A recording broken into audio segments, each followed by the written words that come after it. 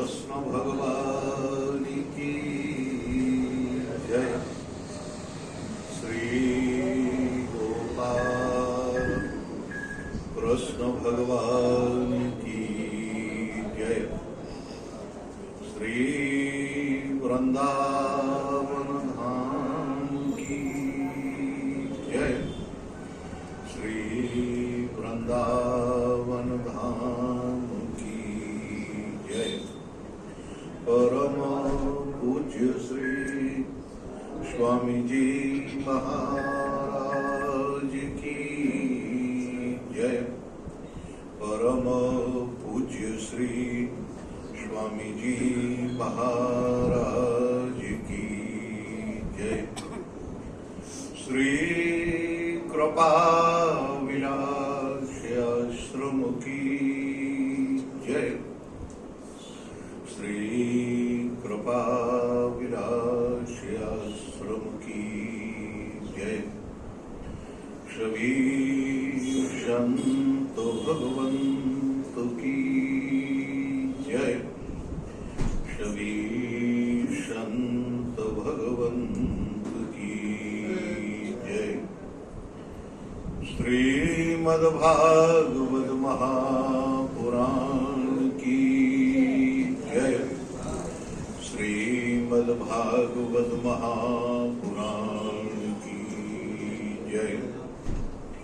श्री व्यास नारायण भगवान की जय। श्री व्यास नारायण भगवान की जय। जय जय श्री राधे।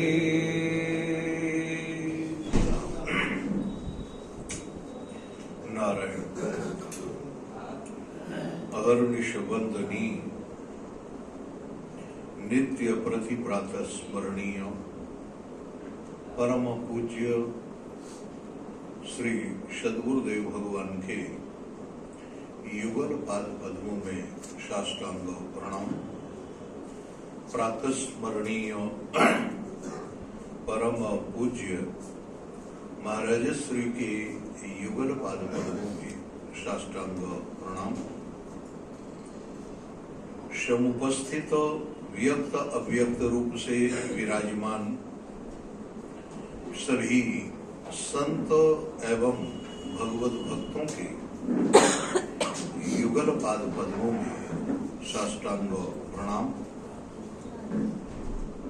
भगवत कथानुरागी सज्जनों एवं वात्सल्य रस की प्रतिमूर्ति भगवती मातृ शक्ति अकारण करुणा वरुणालय परात्पर परब्रह्म परमेश्वर जगद नियंता जगदाधार जगदीश्वर भगवान की अहेतु की कृपा का फल है कि हम सब लोग दिव्याति दिव्य मधुराति मधुर परम रसमय दिव्य तेजोमय चिन्मय धाम श्री वृंदावन में प्रातः स्मरणीय परम पूज्य महाराज श्री की छो छां से भरा हुआ यह कृपा विलास प्रांगण, उसमें प्रवेश कर उनके बाके आराध्य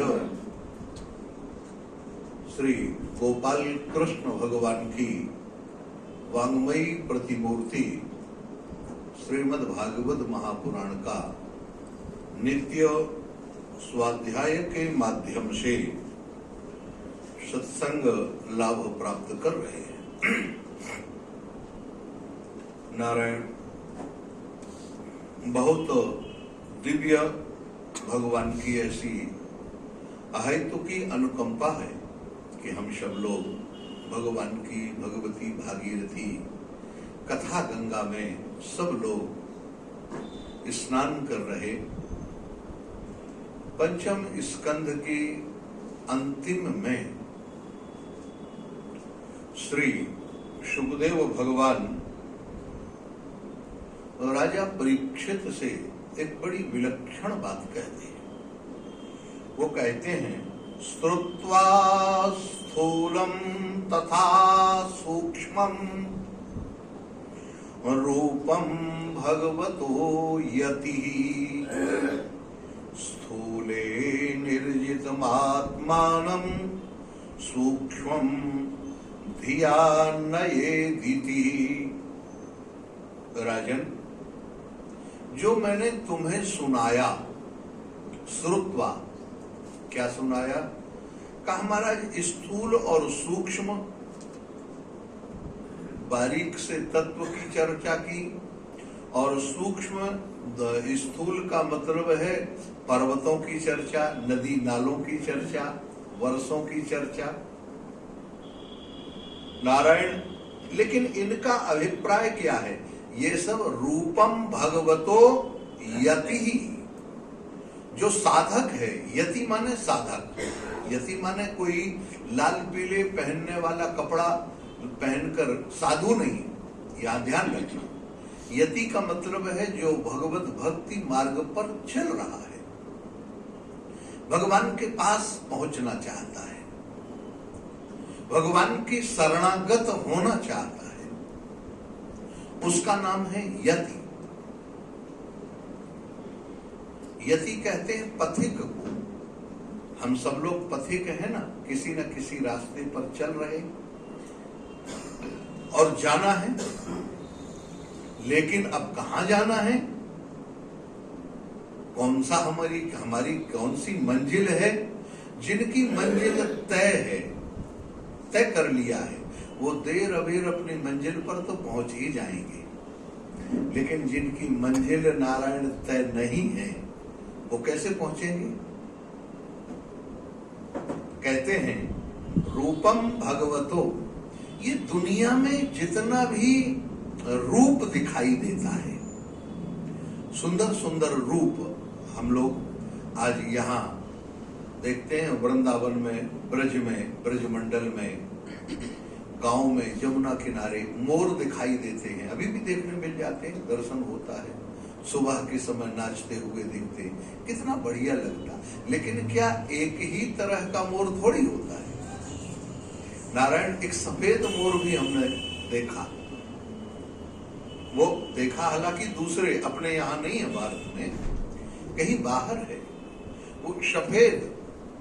दूसरा एक और एक महाराज नीला और पीला मोर देखा, उसकी कलगी पीली है, कुछ कंठ उसका नीला है, बड़ी सुंदर, माने ऐसा दिव्य पक्षी, अलग अलग। नारायण, अब इन पक्षी की सुंदरता को बरकरार रखने के लिए वो पक्षी कौन सा शैम्पू साबुन लगाते होंगे, बोलो? लेकिन इसके बाद भी वो पवित्र रहता है कि नहीं? सुंदर चमकदार पंख रहते हैं कि नहीं? देखो, तो ये जो सुंदरता है, ये सुंदरता ये कहां की है, किसकी है? वही मोर जब अंडे में, पानी के रूप में अंडे के भीतर रहता है, तो बोलो कोई डॉक्टर, कोई वैज्ञानिक बता सकता है कि इसकी चोंच किधर रहेगी, इसके पंखे कहां से निकलेंगे, इसके पैर कहां हैं? है किसी की ताकत? लेकिन कुछ दिन के बाद उसी अंडे से वह मोर का बच्चा निकलता है कि नहीं निकलता? उस बच्चे के, उस स्वरूप के भीतर सुंदर सुंदर पंखुड़ी, उनमें रंग कौन भरता है, बोलो? उनमें रंग भरने वाला, सुंदर चित्रकारी करने वाला, वो माथे पर पीली कलगी ही निकलेगी, टोपी बढ़िया, गले में नीली कंठी ही निकलेगी। बोलो ये किसको मालूम है, कौन निकालता है? यहां वही, आप जरा भागवत का उद्देश्य समझिए। हर हालत में, हर समय आपको भगवान की कृपा का अनुभव कराने के लिए श्रीमद् भागवत है। आप भगवान की सृष्टि में हैं, आप भगवान के हैं और अंत तक भगवान के ही रहेंगे। जब तक ये जान नहीं लेंगे तब तक जीवन का आनंद आपको कभी आने वाला नहीं है। यह भागवत की अपनी एक अपूर्वता है। इसीलिए यहां कहा श्रुत्वा, पहले सुनो। अरे भाई, हमने मां के द्वारा सुना ही तो है कि ये हमारे पिताजी हैं। बोलो, मां के अलावा और कोई प्रमाण है आपके पास कि आपके ये पिता हैं या नहीं है? बोलो, आप सुना है कि नहीं? मां के कहने से हम अपने पिता को स्वीकार कर लेते हैं। इसी तरह से भगवती श्रुति, वेद माता, पुराण हमारे कह रहे हैं कि हम सब भगवान की गोद में हैं, फिर क्यों स्वीकार नहीं करते? बोल, कहते हैं ना स्थूले निर्जितम आत्मानम।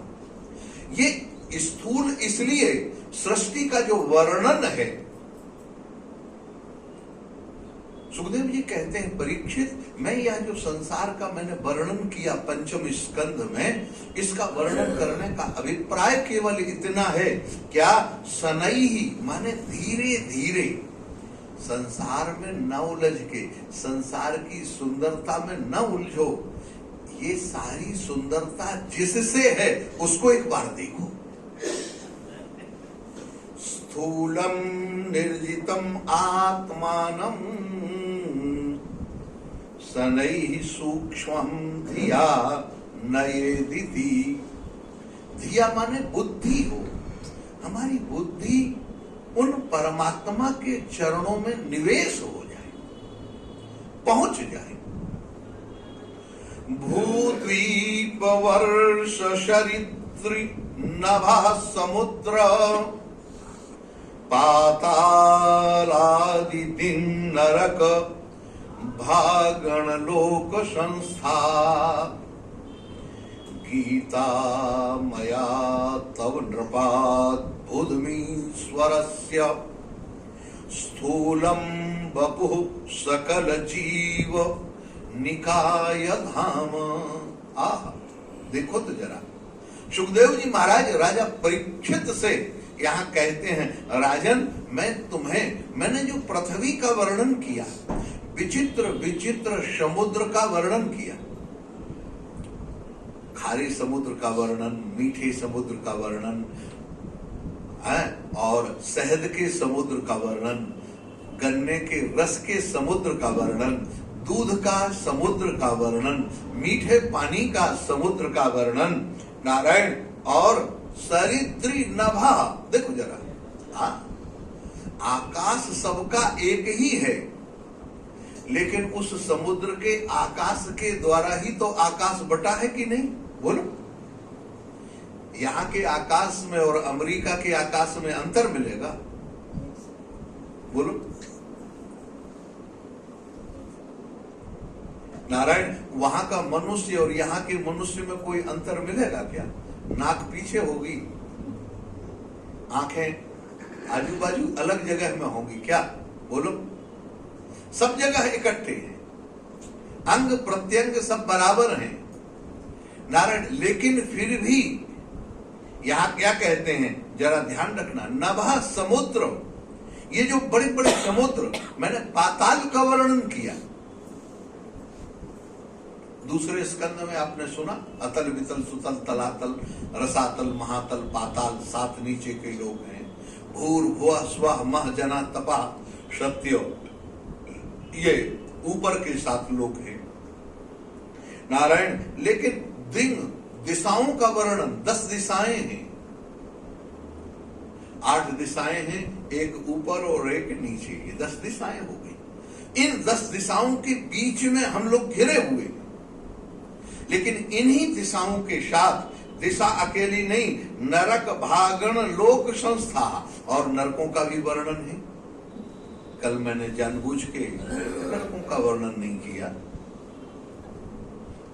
और भी बड़ी वंशावली इत्यादि का वर्णन नहीं किया, ये नरक का वर्णन मैं आपको एक वाक्य में नरक की बात बता देता हूं। ऐसा कोई साधु नहीं है, ऐसा कोई गृहस्थ नहीं है, ऐसा कोई ब्रह्मचारी वानप्रस्थ नहीं है जो कर्म करते हुए नरक से बच जाए। गलतियां सबसे हो ही जाती है, चाहे कोई कैसे भी हो।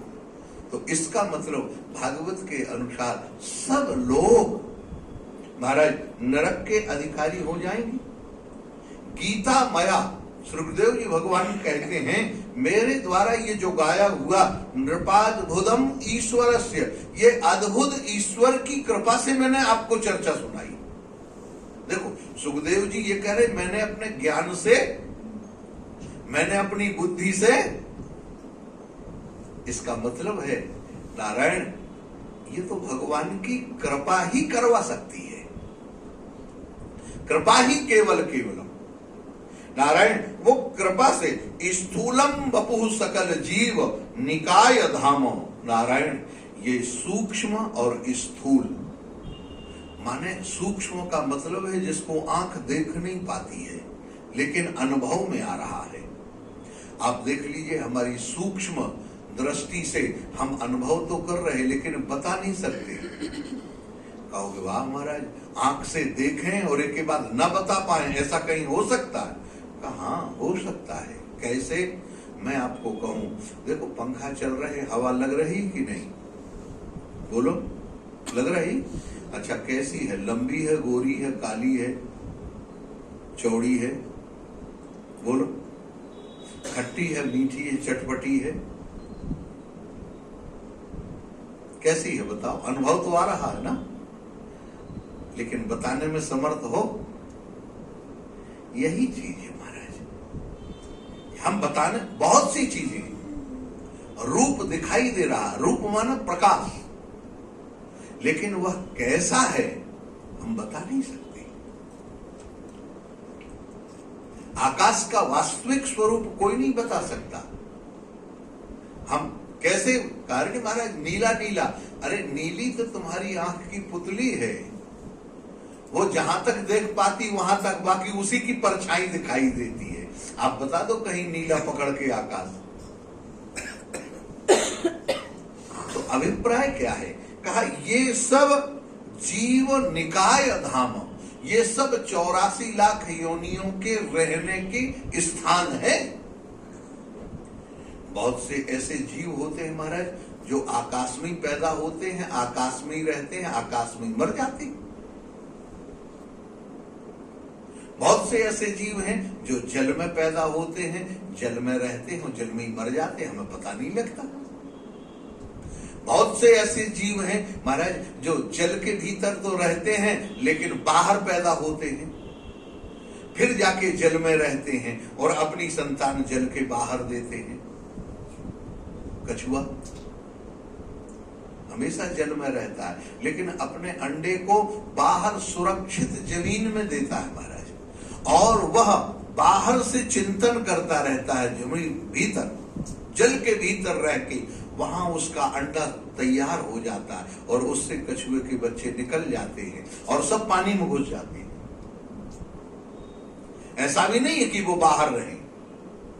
उनको कौन कहता है कि तुम्हारा जीवन पानी में है, पानी में निकलो? बोलो, बाहर भी रहते हैं और भीतर भी रहते हैं, पानी में भी हैं और बाहर भी हैं। ये सब के सब योनियां हैं जीवन की। इन योनियों से नारायण कर्म करते हुए कोई इस कर्म के माध्यम से बचने वाला नहीं है। महाराज जब ये बात राजा परीक्षित को श्री सुखदेव भगवान ने सुनाई, परीक्षित तो कांप गए। कहा महाराज घर छोड़ के आए, एक तो अभी सांप के काटने का डर, उससे किसी तरह मुक्ति मिली कि डर खत्म हो गया। हमने आपसे पूछा भगवान की कथा सुनाओ, लेकिन आपने नरक की चर्चा करके अब तो बातें का मामला गड़बड़ हो गया। आपने तो ये ऐसे नरकों की चर्चा कर दी कि इससे लगता है कि कोई भी नारायण अब राजा परीक्षित प्रश्न करते हैं। पहले देखना, ये भागवत की अपनी एक अपूर्वता, ऐसी दिव्यता है महाराज। साधारण व्यक्ति आज जो हमारे सामने भागवत का विकृत रूप दिखाई देता है, ढोल मजीरा, गाना बजाना, नाचना और सब उसमें इधर उधर की चर्चाएं। हमने खुद, मैं आपको क्या कहूं, नारायण 9-9 घंटे कथा कही है, 3.5-4 घंटे सवेरे और 4-5 घंटे शाम को, 3 घंटे 4 घंटे नॉन स्टॉप बगैर संगीत के गुरुजी हमारे सुनते थे। ऐसे ही इसके बाद भी कथा पूरी नहीं होती। अब तो एक समय ही 3.5-4 घंटे में और पूरी करना होती है। कितना छोड़ेगा, कितना, वो तो ऐसे ही लगता है कछु मारे से कछु मरदसी कछुक मिलाए दूर। कुछ को छोड़ा, कुछ को किया, कुछ को कैसे, कथा हो गई महाराज, बड़ा बड़ा चल रहा।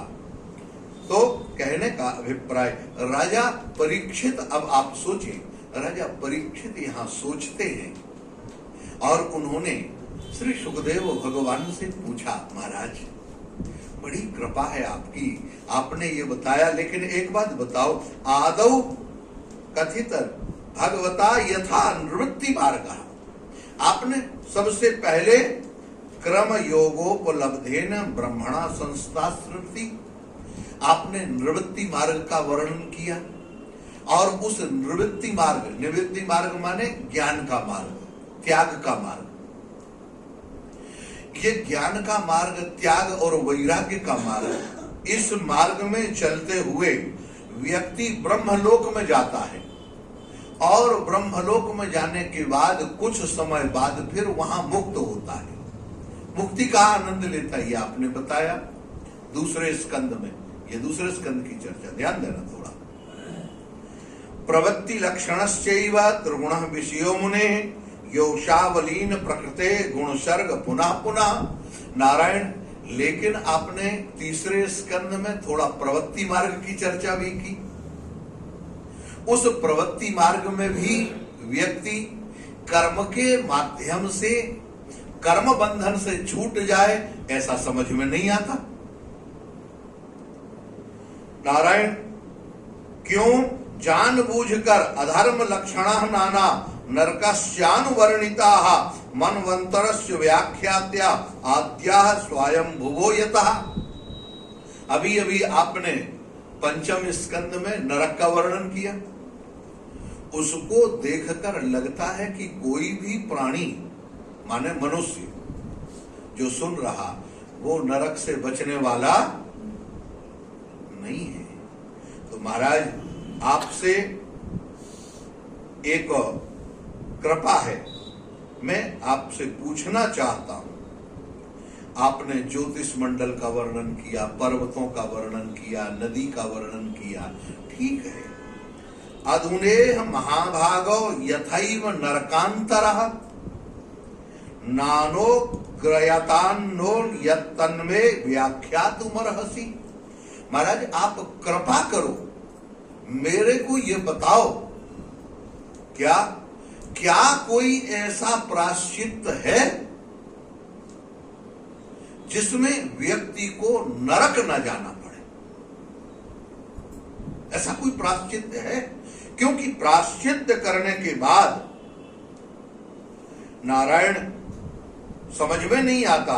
नानोग्रा, उग्र तपस्या करने के बाद भी जब व्यक्ति कर्म में प्रवृत्त होगा तो कोई ना कोई दोष से हो ही जाए, नहीं होगा? बताओ। अरे भाई, तुम स्नान करने जा रहे हो, अब जरा सोचो, 4 बजे स्नान करने जा रहे, नदी में जा रहे, और कहीं पता लगा पैर के नीचे चीटा और चींटी आ गए, तो उसका हत्या का दोष लगेगा कि नहीं? बोलो। आपको मच्छर काटा, दिन में कितनी हत्याएं होती हैं, जितने बार मच्छर काटता, कान में भी मच्छर काटे तो हाथ जाने के बाद वो जिंदा बचेगा? बोलो। आप सो रहे हैं, इसके बाद भी वहीं वो मरेगा कि नहीं मरेगा? बोल। तो जीव हत्या लगी कि नहीं लगी? बहुत ध्यान से देखना। क्या देखो महाराज, ये भागवत जो है ना, मैं कई बार कहता हूं प्यारे, जीवन ग्रंथ है वो। इसको जीवन से घटा के देखो, जीवंत देखो, तब आनंद आएगा इसका। आप जरा सोचो, ऐसे पग पग पर, अच्छा क्या ये हत्या गृहस्थ ही करता है? गृहस्थ ही को मच्छर काटेगा कि विरक्त को भी काटेगा? बोल।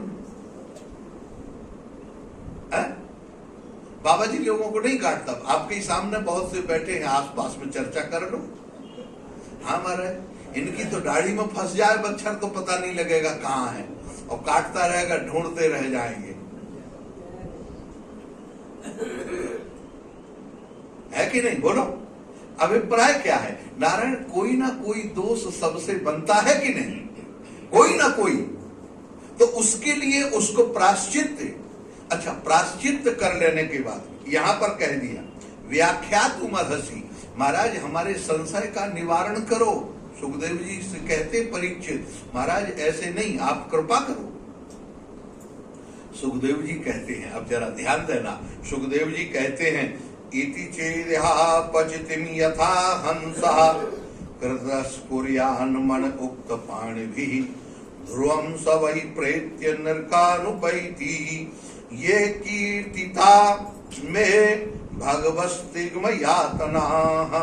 नारायण, ऐसा कोई व्यक्ति नहीं है जिससे दोष न बने, और उसका सर्व प्रायश्चित अगर कोई है तो वह कौन है? कहा महाराज, वह केवल और केवल एक ही प्रायश्चित है। कौन? कहा महाराज, वह प्रायश्चित है तत्व ज्ञान उसको हो जाए। तत्व ज्ञान, अच्छा बताओ, अब इस तत्वज्ञानी महापुरुष इस पूरे वृंदावन धाम में कितने होंगे? बोलो।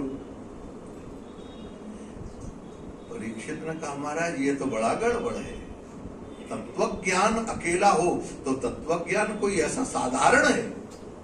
उस परमात्मा का ज्ञान हम हर समय उनमें रहें, हर समय उनकी लीला देखें, हर समय उन्हीं का चिंतन करते रहें, ऐसा तो मुझे नहीं लगता।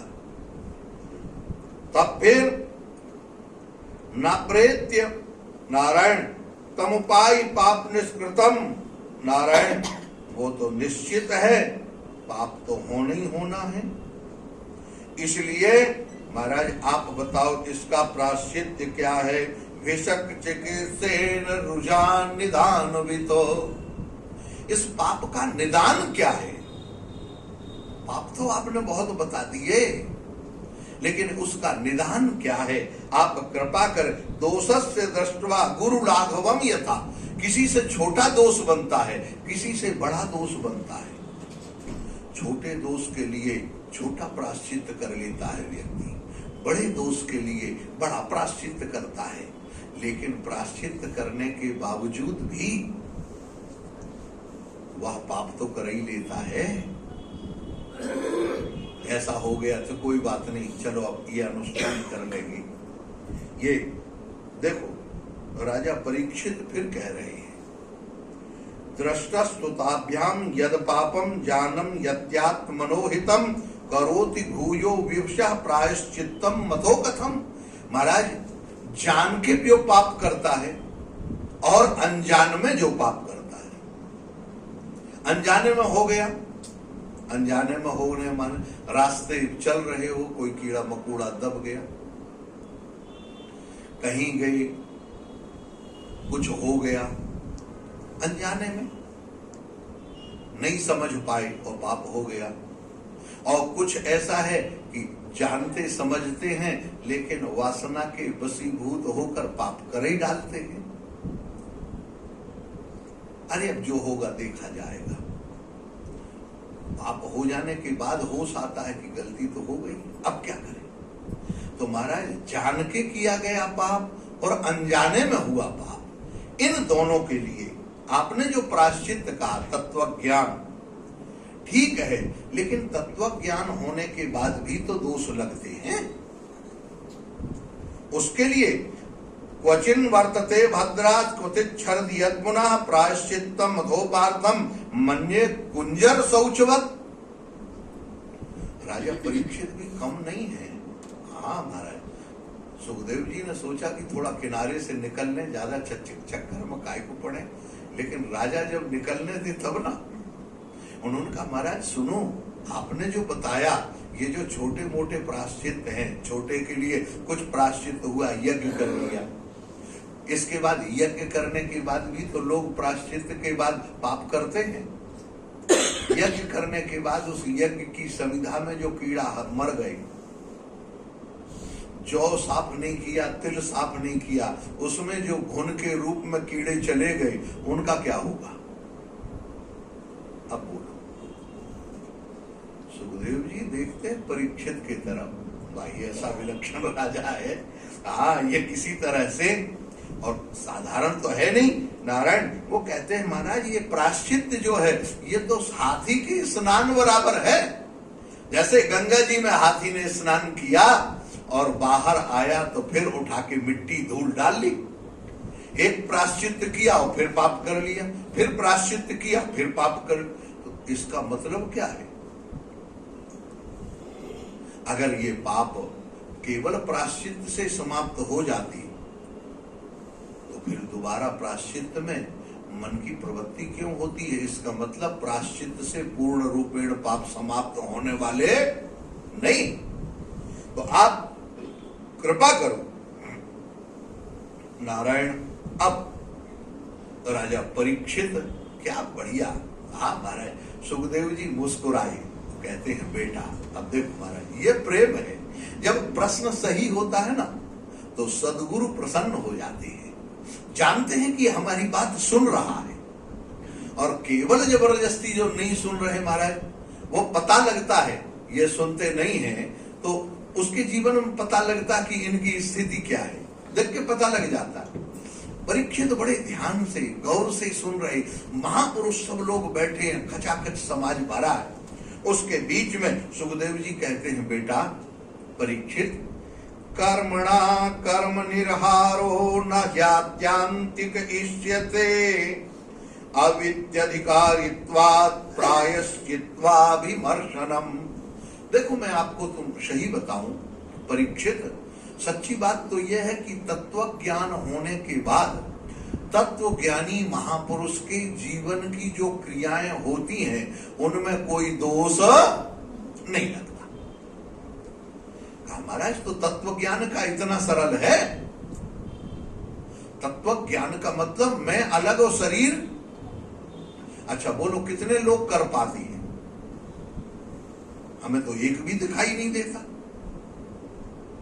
इन महापुरुषों को जिनको देख लिया उनकी त्याग तपस्या हमारे समझ में नहीं आती। लेकिन कर्म के द्वारा कर्म का बंधन अगर छूट जाए ये संभव है। तो कैसे? नासनर पथ्यमेवान्नम व्याधियो भी भवन्ति एवं नियमकृत राजन शनै क्षेमाय कल्पते। देखो राजा परीक्षित से सुखदेव जी कहते हैं, राजन अरे चिंता मत करो। आदमी की अवस्था जैसे बढ़ती है ना, तो वो अपनी अवस्था पर ध्यान देते हुए जैसे शरीर को स्वस्थ रखने के लिए खान पान की व्यवस्था रखनी पड़ती है। पता लगता है कि किसके खाने से सर्दी जुकाम हो रहा है, किसके कौन सी वस्तु खा ली तो शरीर में दर्द हो गया। नारायण जो सावधान होता है उसे वैद्य के पास जाना नहीं पड़ता, लेकिन जो असावधान है उसे जाना पड़ेगा कि नहीं जाना पड़ेगा। इसी तरह से राजन एवं नियमत कृत राजन क्षण शनै क्षेमाय कल्पते। नारायण अपने कल्याण का साधन भी धीरे धीरे बनाते रहना चाहिए। कैसे बनाए नारायण? तपसा। अब एक एक स्टेप देखें आप। तपसा माने एक नियम बनाए। अब नियम की सबसे बड़ी महत्ता है महाराज। नियम की जितनी महत्ता है उतनी और किसी की महत्ता। नियम की बहुत बड़ी महिमा है नारायण। ये नियम जो है, हाँ क्या कहें, यहाँ का तपस्या। एक तो प्रकृति के वातावरण को सहने की ताकत, सहने का नाम तपस्या है। सर्दी में सर्दी लगेगी, गर्मी में गर्मी पड़ेगी, बरसात में बरसात होगी, और जो गर्मी में गर्म ना हो और ठंडी में ठंड के लिए चिल्लाए ना, बरसात को सह ले, परिस्थिति से समझौता करता हुआ धीरे धीरे तपसा उसको सहते हुए ब्रह्मचर्येण, बड़ा विलक्षण शब्द है महाराज। ब्रह्मचर्य का मतलब इंद्रियों को विमुख न होने दे। हमारी इंद्रियां विषयों के उन्मुख ना हो, विषयों के तरफ न जाएं, उनको रोकना, गंदी बात मुख से नहीं निकालना, गंदे चित्र नहीं देखना, गंदे विचार वालों के साथ में रहना नहीं, खान पान की पवित्रता, हमें क्या खाना है क्या नहीं खाना है, कहां खाना है कहां नहीं खाना है, और कब खाना है कब नहीं खाना है, ध्यान रखना।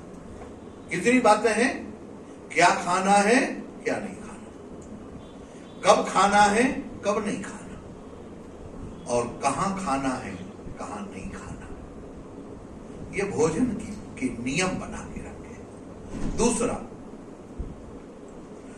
इंद्रियों को विमुखता से रोके, गंदी चर्चा जहां होती है वहां से निकल जाए, सुने नहीं, निंदा स्तुति नहीं सुने किसी की।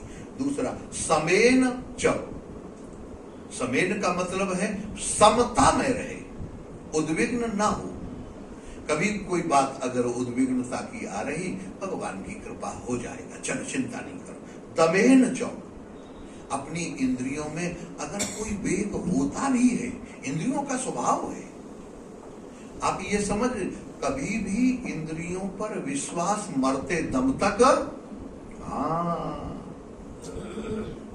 मरते दम तक नहीं करना चाहिए।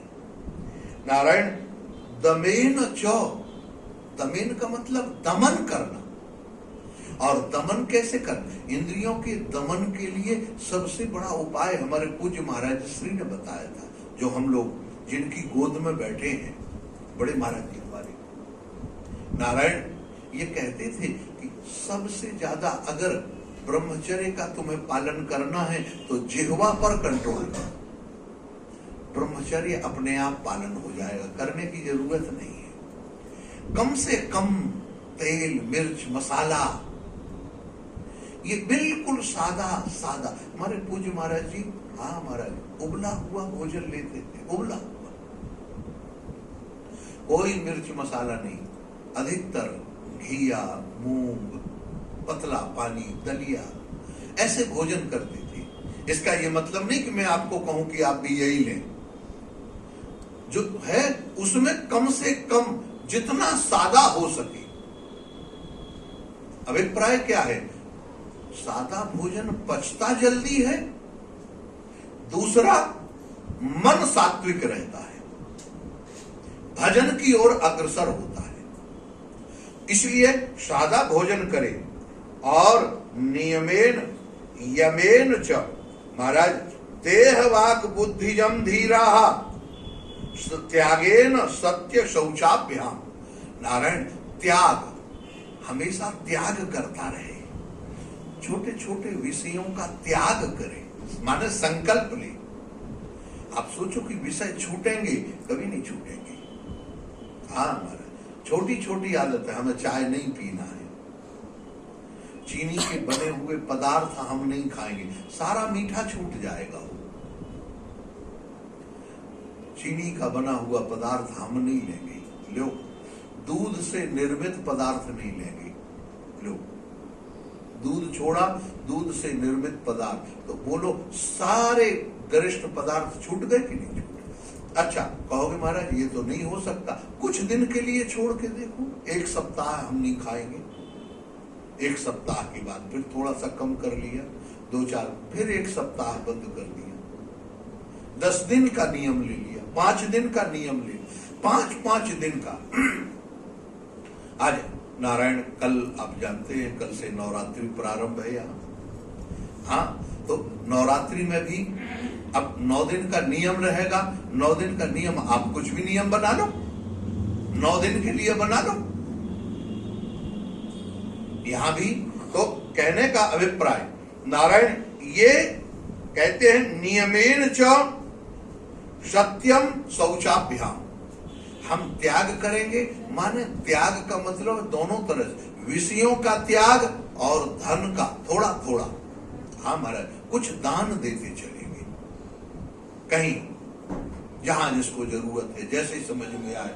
अगर हम उस लायक हैं तो, जरूरत नहीं है, कोई मांगेगा वो भीख है, ध्यान रखना, मन से निकले तो वो दान। सत्यम, महाराज हम सोचेंगे नियम ले लो, हम और दिन तो नहीं लेकिन 9 दिन सत्य बोलेंगे, सत्य का व्यवहार करेंगे, झूठ नहीं बोलेंगे, चाहे कुछ भी हो जाए, प्राण निकल जाए, लेकिन हम झूठ नहीं बोलेंगे। नारायण, और शौचाभ्याम, पवित्रता से रहेंगे। पवित्रता कैसी? छोटी छोटी बातें हैं पवित्रता करने के लिए। नारायण, आप लघुशंका जा रहे हो, हाथ धो, पैर धो, अपने अंगों को प्रक्षालन करो और पवित्रता से रहो, भजन करो। कहीं गए हैं, घर से बाहर गए हैं, हम घर के भीतर अगर घुस रहे तो पैर धोके जाए। ये छोटी छोटी बातें हैं। नारायण, शौचाभ्याम यमे, और क्या करें? कहा महाराज नियमेन च, नियम पूर्वक हम इतने बजे इतना भजन करेंगे, इतना भजन करेंगे, इतना साधन करेंगे, इतनी देर पुस्तक पढ़ेंगे, इतनी देर सत्संग करेंगे। ये सत्संग का समय 1 घंटे सत्संग, माने कहीं भी रहे हमें सत्संग में पहुंचना है, ये नियम बना लो। नारायण, तो ये नियम, देह वाक बुद्धिजम धीरा, एक एक शब्द का। देह, मैं अपने शरीर से कोई गलत काम नहीं करूंगा। देह, देह के द्वारा कोई गलत क्रिया ना हो किसी भी कीमत में। देह, वागजम, वागजम माने वाणी के द्वारा, और बुद्धिजम, बुद्धि के द्वारा। देखो एक एक शब्द का मैं इसीलिए तोड़ कर अर्थ कर रहा हूं। देह वाग बुद्धिजम, देह के द्वारा माने शरीर के द्वारा क्रियान्वित ना हो, और कोशिश करो कि बुद्धि में अनर्थ का प्रवेश ना हो पाए, हमारी बुद्धि अनर्थ की ओर न भागे। और धीराहा, धैर्य धारण करें, किसी भी परिस्थिति में उद्विग्न नहीं होंगे। रोज कहो आज हमको क्रोध नहीं करना, सवेरे से तय करो आज हम क्रोध नहीं करेंगे। हर जगह धैर्यता का परिचय देंगे। अच्छा, धीरा, धर्म क्या? धर्म के विपरीत कोई आचरण नहीं करेंगे। अब आप मन में ही सोच लो, नारायण, लेकिन श्रद्धान्विता और भगवान के नाम रूप लीला धाम में अटूट श्रद्धा रखेंगे। श्रद्धान्विता कुछ भी, नारायण ये करते हुए क्षिपत्य घम महदपि वेणु गुल में विवान लहा। अगर व्यक्ति परीक्षित, अगर व्यक्ति इतने साधन सहज में करने लगता है तो उसके जीवन से जैसे बांसों के जंगल में आग लगानी नहीं पड़ती, बांसों की रगड़ से अपने आप आग लग जाती है और बांस जल जाते हैं, इसी तरह से इन नियमों से अगर जीवन बिताना प्रारंभ कर दे, भगवत चिंतन प्रारंभ कर दे, तो उसको अंतःकरण शुद्ध करके भगवत अनुभव करने के लिए अलग से कोई कुछ करने की जरूरत नहीं पड़ेगी। वासना रूपी बांस अपने आप भगवान नाम रूप की अग्नि से जल जाएंगे। अच्छा देखो, इतना कहने के बाद नारायण परीक्षित से श्री सुखदेव भगवान कहते हैं, देखो केचित केवलया भक्त्या वासुदेव परायणा अघम धुन्वन्ति कार्ष्णेन निहारमिव भास्करः। राजन, तुम कह रहे केचित केवलया भक्त्या, केवल भक्ति, केवल भगवान के चरणों का जो समर्पण है, इन नियमों के साथ, इन नियमों का अभिप्राय है भगवान के चरणों में समर्पण हो जाए, हम उन्हीं का चिंतन करें, उनकी को देखें, उनके स्वरूप का चिंतन करें। अघन धुनवंती, नारायण, अघ माने पाप, धुनवंती, धुन का जानते हो ना, गांव में पहले आते थे रुई धुनकने वाले, वो तात से, अच्छा बोलो, रुई को वो कभी गीला करते थे, वो तो उसी में रुई में ऐसी चोट मार। इसी तरह से ये यम नियम की और नाम रूप लीला चिंतन की ऐसी चोट लगेगी अंतःकरण में कि बिगर पानी साबुन के जैसे रुई साफ हो जाती है, ऐसे ही तुम्हारा अंतःकरण पवित्र हो जाएगा, धुनवंती, धुनक जाएगा।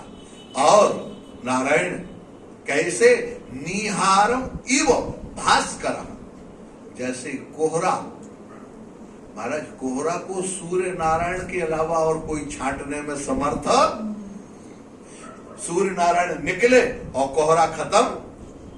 इसी तरह से भगवान का नाम रूप लीला धाम ये रूपी जो सूर्य है, ये अंतःकरण में प्रकट होते हुए वासना का कोहरा अपने आप समाप्त हो जाएगा, इसकी जरूरत नहीं पड़ेगी। इस कोहरे के अलावा, इसके अलावा और कुछ आपको जरूरत नहीं पड़ेगी, आपका काम बन जाएगा महाराज। निहार, देखो, अच्छा, लेकिन न तथा यज्ञवान राजन पूयेत तप आदि यथा कृष्णार्पित प्राणात् तत्पुरुष निवेशया। ऐसी ऐसी नारायण इतनी सुंदर बातें हैं, आप देखो। यहां कहते हैं न यथा कृष्णार्पित आह न तथा यज्ञवान राजन। राजन परीक्षित, जानते हो, पापी से पापी व्यक्ति, ना यज्ञवान राजन, कोई कितना भी तपस्या करे, नियम यम का पालन करे, लेकिन अगर भगवत चिंतन नहीं करता है और उसका मन कृष्णार्पित मन, श्री कृष्ण के अर्पित बुद्धि नहीं होती है, नारायण, तब तक क्या होता है, पुरुष निषेव्या, आह, उसकी बुद्धि, उसका तप, उसकी तपस्या, उसका दान, उसका धर्म सब बेकार है। लेकिन कृष्णार्पित है, अभिप्राय क्या है, अब इसका मतलब क्या, देखो, ऐसी महाराज श्री सुखदेव भगवान ने ऐसी बारीकी से बात कह दी कि महाराज ये बुद्धिमान लोग ही समझ सकते हैं। जो भी आप करो उसको कहो ये भगवान प्रसन्न हो जाए, हम भगवान के लिए कर रहे हैं। दान दो, भोजन करो, भोजन कराओ, किसी की मदद करो, आप स्नान करो, ब्रह्मचर्य का पालन करो, किसके लिए, अपने लिए नहीं, हमारे भगवान प्रसन्न होते हैं। लो, आपका काम बन गया, हमारे ठाकुर जी के लिए है। आप जरा देखो, भगवान श्री कृष्ण जब से गोकुल में आए, आप जानते हैं महाराज, श्री एक महापुरुष है प्रकाशानंद सरस्वती जी महाराज, वो बड़े अपने ग्रंथ में, वृंदावन चंपू नाम का एक दिव्य ग्रंथ है, उन्होंने वो उसमें लिखते हैं, धन्या गोकुल कन्या, ये गोकुल की कन्याएं धन्य हैं। कहा क्यों, कहा महाराज वयमिह अंजने, आजकल वो अंजन नहीं लगाती, कहा इसका मतलब जो अंजन नहीं लगाता वो धन्य होता, पहले नहीं लगाती, कहा नहीं पहले लगाती थी, पहले काजल लगाती थी, अंजन। क्यों काजल क्यों लगाया जा, कहा आंख साफ होती है, आंख सुंदर लगती है, देखने में बड़ी लगती है, व्यक्ति का रूप सौंदर्य बढ़ जाता है, लावण्य बढ़ जाता है, सौंदर्य बढ़ जाता है, व्यक्ति में आकर्षण आ जाता है। लेकिन ये गोकुल की कन्याएं अब जब से श्री श्याम सुंदर श्री कृष्ण का जन्म हुआ, वयमिह अंजने, देखो उनके अंजन में अब कौन है, कहा श्याम सुंदर निरंजन बसता है, इसलिए वो अंजन नहीं लगाती। तो कहने का मतलब क्या, हमारी क्रिया। मैं आपको ले चलूं महाराज वृंदावन, जब ठाकुर जी आए ना, वृंदावन की एक छोटी सी बात कह दूं। नारायण वृंदावन में जब ठाकुर जी आए, हाँ, तो एक गोपी और बड़ी सजी धजी सुंदर श्रृंगार करके मटक मटक के चल रही, दधी का भांड लिए हुए, और महाराज बड़े प्रेम से, हाँ महाराज, चलती हुई कृष्ण नाम जपती, कृष्ण का ध्यान करती, और इतना श्रृंगार किए हुए जा रही। रास्ते में नारद बाबा मिल गए, क्यों, बड़ा मटक के चल रही है तू, ऐसे इतराती हुई क्यों चल रही, क्या बात है। अरे बाबा जान दे बातन ने कारक हो, कोई का पतो, अरे कछु तो बोल बाबरी, कहा जानती है मेरी इन चालन सो, मेरे श्रृंगार सो हमारे श्री कृष्ण प्रसन्न हो। मैं अपने लिए श्रृंगार नहीं कर रही, मेरा श्रृंगार श्री कृष्ण को प्रसन्न करने के लिए, ठाकुर जी को प्रसन्न कर। हम गाना अगर गा रहे, देखो मीरा ने कभी लोक रंजन के लिए नहीं गाया। मीरा ने जब गाया है तो ठाकुर जी को रिझाने के लिए गाया है। नरसिंह ने जब गाया है तो ठाकुर जी के लिए गाया है।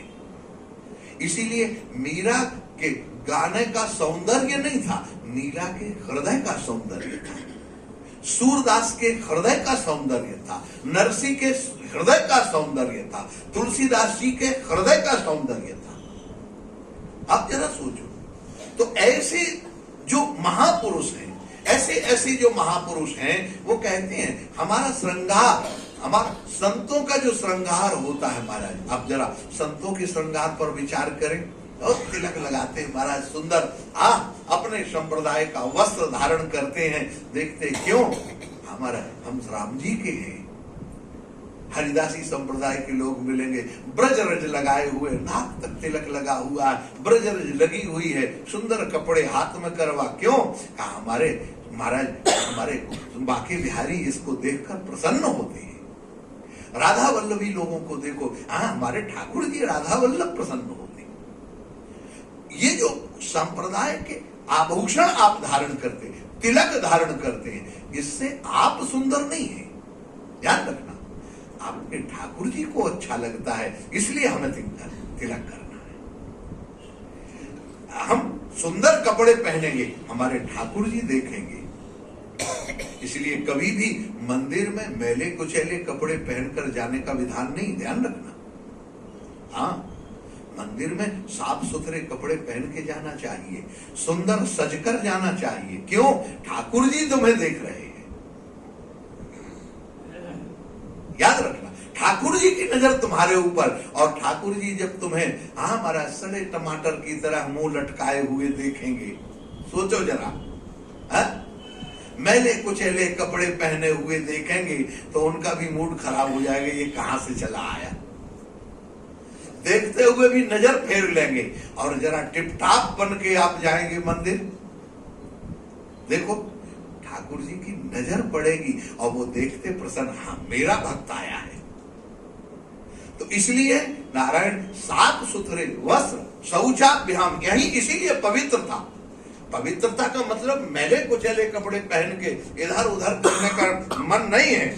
यहाँ कहते यज्ञवान पूयेत तप आदि भी, तपस्या आदि के द्वारा अंतःकरण पवित्र हो जाए, लेकिन बाह्य पवित्रता भी जरूरी है।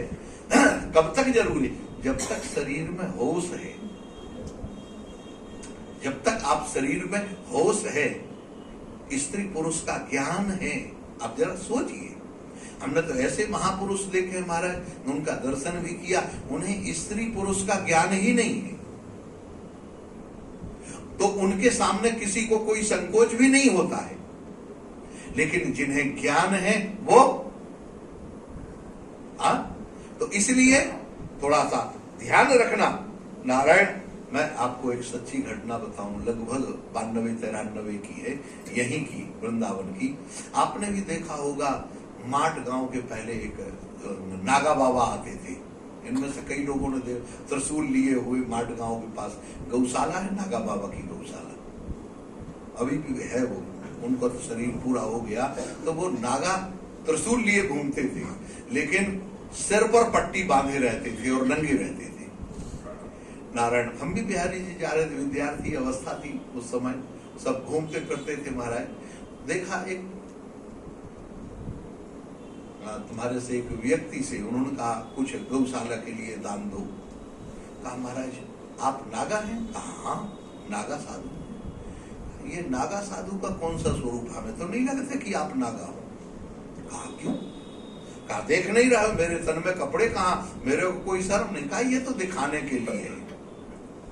अगर आप नागा होते तो सिर में कपड़ा क्यों बांधते? जहां बांधना चाहिए तो वहां इस कपड़े की अगर कोपिन लगा के निकलते तो लगता समाज में अच्छे संस्कार जाते।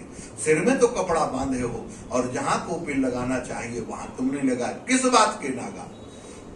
महाराज उसकी आंखें फटी रह गई, उसने कभी सोचा नहीं था कि ऐसे। कहानी भी हम तो नागा ही हैं, सिर के कपड़े उतार के फेंक दिए और निर्द्वंद रहने लगे।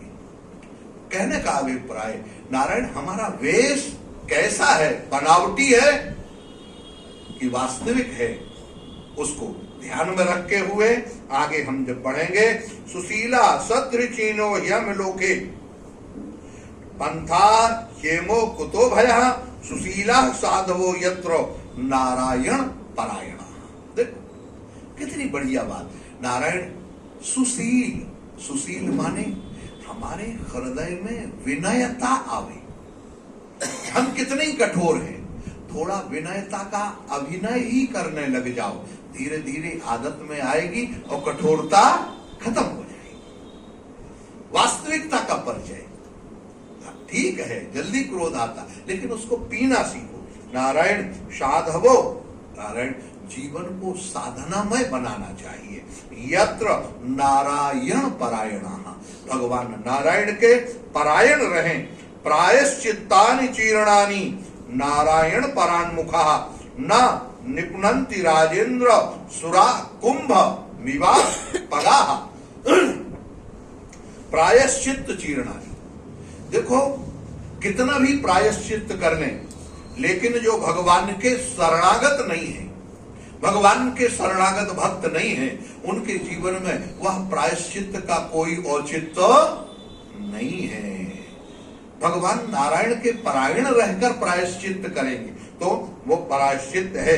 जैसे ना निपुणंती राजेंद्र सुरा कुंभ विवाम पगा, जैसे शराब का मटका नदी में धोने से पवित्र होने वाला नहीं है।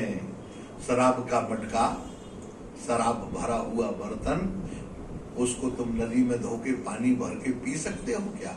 कहा नहीं पी सकते, वो तो प्रायश्चित्त नहीं होगा, साफ नहीं होगा महाराज, इसीलिए पवित्र नहीं कहलाएगा।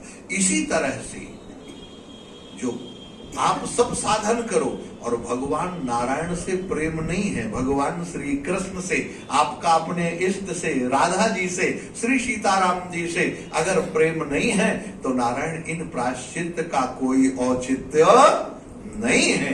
इसीलिए हमें उनका नारायण परांग ना निबंजंती राजेंद्र, क्या करें? कहा सकृत मनः कृष्ण पदारविंदयो निवेशित गुण राशि न ते यमं पाशुभृतस्य तद्भटान् स्वप्ने पश्यन्ति तीर्ण निष्कृता।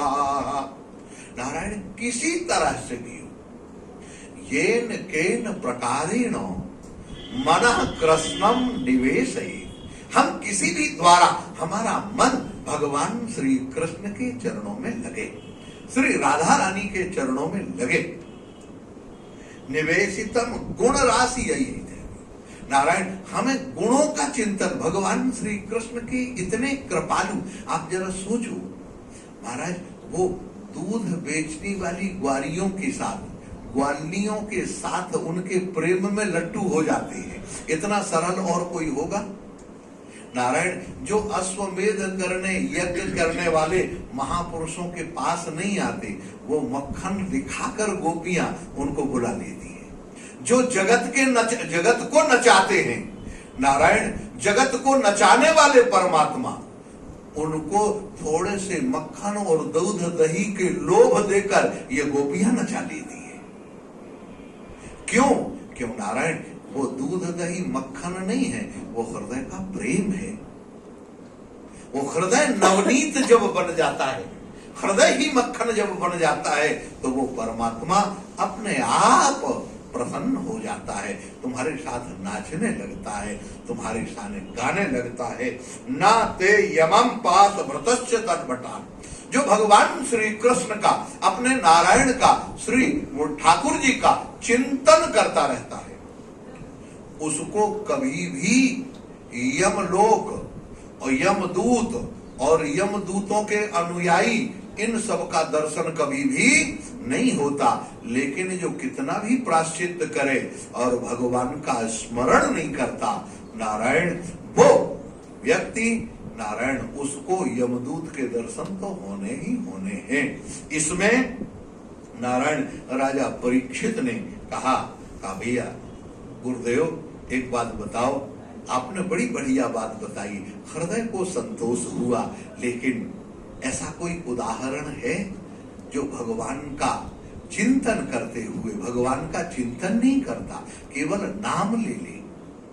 परीक्षित से सुखदेव जी ने कहा, सुखदेव जी नाम लेने वाला नहीं, नामाभास, नाम तो किसी और का ले रहा है, लेकिन उस नाम के आभास में भगवान का नाम छिपा हुआ है। मैं ऐसा तुम्हें एक इतिहास सुनाता हूं।